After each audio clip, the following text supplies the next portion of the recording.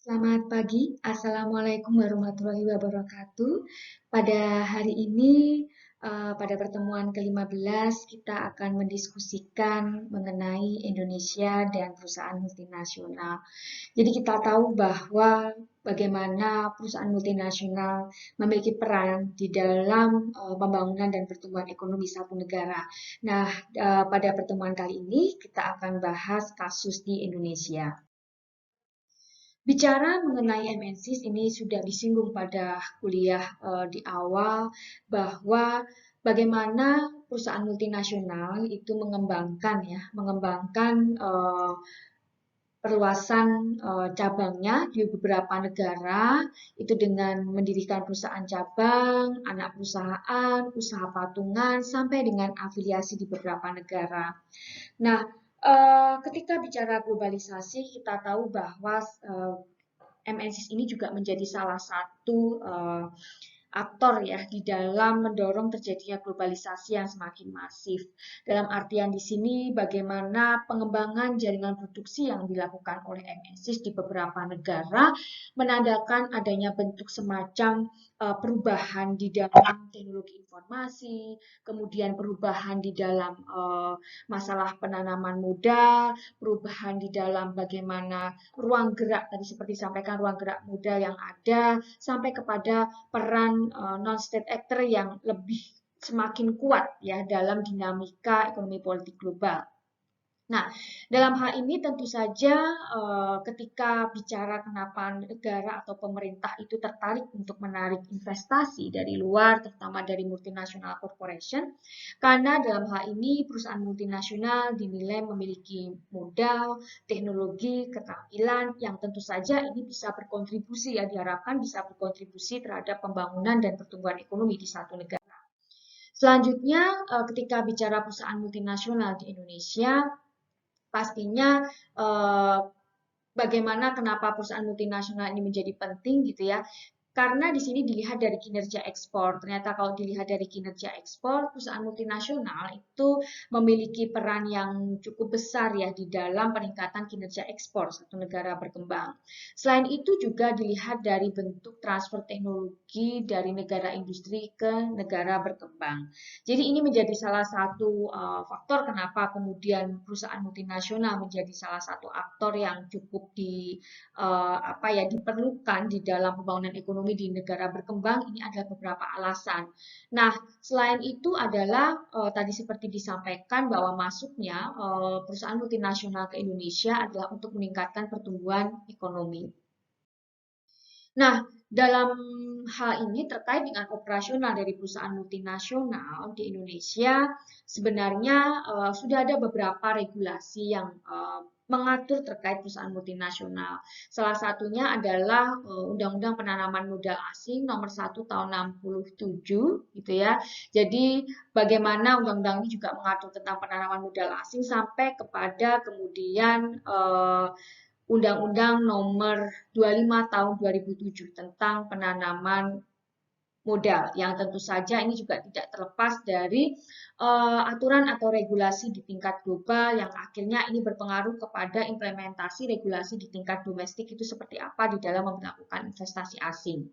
Nah, tentu saja pastinya banyak pihak yang menilai bahwa dengan adanya regulasi ini akan memberikan semacam bentuk privilege atau semacam bentuk kesempatan bagi MNC untuk masuk ke Indonesia di dalam mengembangkan jaringan produksinya yang nantinya diharapkan bisa berkontribusi positif terhadap pembangunan di Indonesia. Nah, ketika bicara mengenai peran perusahaan multinasional di dalam perekonomian Indonesia, sebenarnya liberalisasi FDI atau masuknya investasi asing itu sudah dilakukan sebelum Perang Dunia Pertama. Jadi penanaman modal asing di Indonesia itu kebanyakan dari perusahaan-perusahaan Belanda di bidang sumber daya alam dan pertanian, terutama di bidang perkebunan ya saat itu. Jadi itu sebelum Perang Dunia Pertama memang lebih fokusnya kepada sektor-sektor di perkebunan misalnya. Nah, selanjutnya setelah tahun 1920,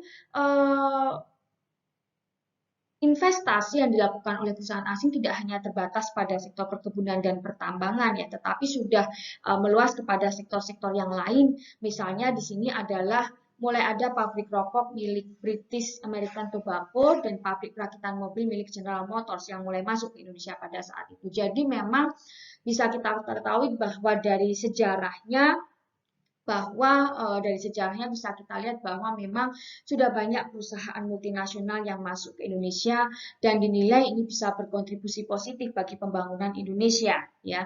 Jadi beberapa sektor memang menjadi semacam prioritas pada saat itu ya, dimulai dari perkebunan, kemudian dimulai dari pertambangan sampai kemudian perluasan kepada sektor industri otomotif dan sektor yang lainnya.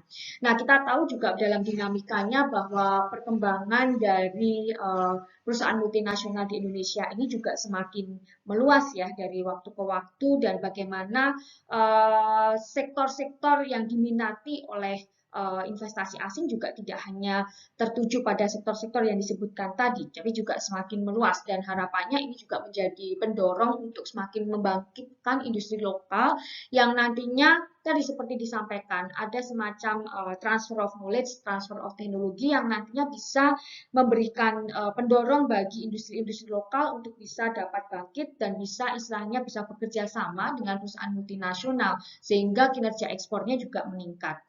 Nah, dalam hal ini ketika bicara mengenai peran di dalam pembangunan Indonesia gitu ya, memang ketika krisis moneter tahun 97 ini memang menjadi salah satu contoh bagaimana ketika itu terjadi penurunan FDI yang tentu saja ini sangat mengganggu ya stabilitas perekonomian yang ada di Indonesia pada saat itu. Nah, dalam hal ini juga kalau bicara mengenai hadirnya perusahaan multinasional di Indonesia, sebenarnya ini juga tidak terlepas ya dari deregulasi pada tahun 92 dan 94 serta adanya penandatanganan letter of intent antara Indonesia dan IMF pada saat terjadi krisis moneter. Jadi dalam hal ini dengan adanya penandatanganan LOI ini, maka ada semacam liberalisasi pasar, liberalisasi terhadap investasi yang harus dibuka oleh Indonesia, yang harus dilakukan oleh Indonesia di dalam mengikuti dinamika perkembangan global yang ada dan bagaimana ini dilakukan untuk memberikan trigger atau pendorong terhadap peningkatan pertumbuhan ekonomi pada saat krisis. Itu yang terjadi pada saat itu. Nah, dalam perkembangannya, memang perkembangan dari hadirnya perusahaan multinasional ini juga semakin meningkat, terutama pada era reformasi di bawah kepemimpinan Bapak Susilo Bambang Yudhoyono. Dalam hal ini, bagaimana sektor industri yang berkembang yang melakukan kerjasama maupun merger gitu ya dengan perusahaan-perusahaan asing itu bahkan masuk kepada sektor-sektor industri berat. Nah, dalam hal ini juga dalam bidang perdagangan internasional sekalipun juga keberadaan perusahaan multinasional di Indonesia juga memegang peranan penting karena tadi disampaikan bahwa bagaimana kontribusi MNCs ini terhadap kinerja ekspor yang dilakukan oleh Indonesia di berbagai sektor, dan ini tentu saja berkontribusi terhadap kinerja dari perdagangan internasional. Nah, kalau tadi kita memang lebih banyak melihat dari dampak positifnya, kontribusi positifnya ya dari perusahaan multinasional ini. Tapi ternyata memang di balik ini ada semacam dampak negatif yang selalu ini menjadi mengiringi ya ketika itu MNC itu hadir di negara-negara berkembang. Salah satunya adalah pembangunan bergantung atau dependent development. Nah, dalam hal ini ya, memang ketika MNCs itu seperti yang disampaikan oleh Cardoso bahwa ketika MNCs di negara berkembang memang ada semacam kontribusi yang dihasilkan. Dalam hal ini ada bentuk industrialisasi yang terjadi, ada efek terhadap pembangunan ekonomi, pertumbuhan ekonomi gitu ya. Kemudian ada semacam bentuk paling tidak industri-industri lokal yang mulai bangkit di situ. Tetapi dalam hal ini, kondisi-kondisi ini tadi ternyata menciptakan adanya semacam sifat ekonomi yang masih bergantung kepada negara maju. Jadi ini menyebabkan dibalik dari dampak positif tadi ternyata juga menimbulkan dampak semacam pembangunan yang bergantung kepada negara maju. Kemudian terkait dengan transfer of teknologi yang disampaikan tadi, ternyata dalam hal ini banyak yang menilai bahwa ternyata transfer teknologi terkadang tidak terjadi ya seperti apa yang diharapkan. Jadi dalam hal ini memang kita di dalam kajian ekonomi politik global ada semacam perlu ada semacam kajian ya untuk mengukur menilai besaran transfer teknologi itu. Karena kan kalau bicara transfer teknologi terkadang ukuran indeks pengukurannya kan harus jelas. Maka di sini memang nanti kita misalnya di dalam bentuk-bentuk kajian, penelitian ini perlu dilihat kembali indikator-indikator apa yang bisa memperlihatkan semacam bentuk transfer teknologi yang memang terjadi ketika MNCs itu hadir di negara berkembang. Nah, selain itu juga beberapa masalah yang kadang timbul dan ini pernah didiskusikan di kuliah-kuliah sebelumnya adalah terkait dengan masalah tenaga kerja. Ya, jadi bagaimana tenaga kerja juga memiliki semacam posisi tawar yang mungkin tidak begitu baik ya untuk melakukan negosiasi dengan perusahaan multinasional. Dari beberapa memang dampak negatif yang bisa terjadi ini memang bisa kita lihat bahwa peran negara ini menjadi sangat penting dalam hal ini bisa memberikan regulasi, bisa memberikan semacam bentuk aturan-aturan yang tegas kepada MNCs sehingga ketika MNCs hadir itu dapat memberikan keuntungan yang sama baik antara host country-nya gitu ya dengan perusahaan MNCs itu sendiri. Jadi jelas di dalam impact-nya terhadap tenaga kerja itu seperti apa, ahli teknologi yang diinginkan seperti apa, itu harapannya dengan kehadiran MNCs ini bisa memberikan kontribusi positif terhadap hal ini. Jadi inilah yang diperlukan peran dari negara di dalam kehadiran MNCs maupun dalam era globalisasi. Inilah peran negara menjadi sangat penting di sini. Nah,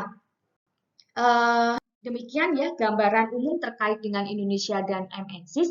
Kasus terkait dengan Indonesia dan MNCs ini akan kita diskusikan lebih lanjut nanti di kelas. Kita akan banyak diskusi di kelas ya tentang kasus-kasus yang ada MNCs di Indonesia. Video ini diharapkan bisa menjadikan pemantik ya untuk diskusi nanti kita di kelas terkait Indonesia dan MNCs. Demikian, terima kasih. Wassalamualaikum warahmatullahi wabarakatuh.